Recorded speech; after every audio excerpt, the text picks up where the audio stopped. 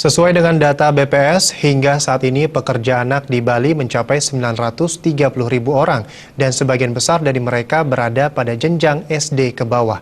Upaya dan langkah serius perlu diambil oleh pemerintah dan pihak-pihak terkait untuk mengurangi jumlah pekerja anak.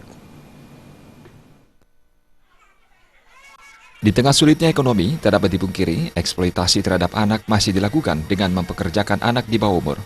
Anak-anak harus tetap diberi kesempatan bersekolah dan bermain. Psikiater anak Ayu Sri Wahyuni mengungkapkan, jumlah pekerja anak di Bali sangat banyak.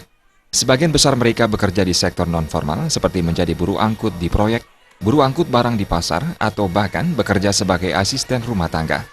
Anak memang diperbolehkan membantu orang tuanya mencari nafkah di luar sekolah. Namun waktu kerjanya harus dibatasi 2 hingga 3 jam. Mereka pun hanya boleh bekerja di daerah yang terlindungi.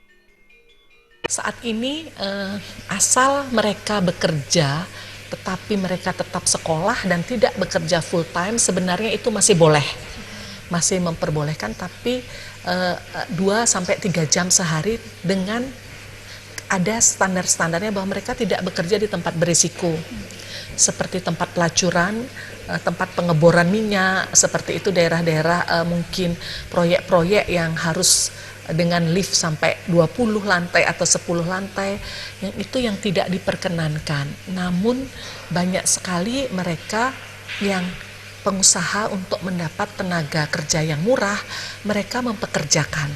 Sampai saat ini sebelum ada kecelakaan, mereka tidak pernah, kasus-kasus seperti ini tidak pernah terungkap.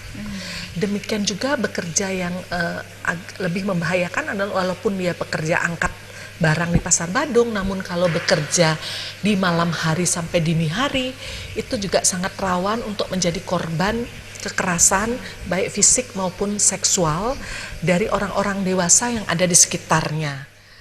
Sri Wahyuni menambahkan, untuk mencegah peningkatan jumlah pekerja anak di Bali, semua pihak diharapkan turut berperan, memahami dan menyadari saat merekrut anak untuk menjadi pekerja.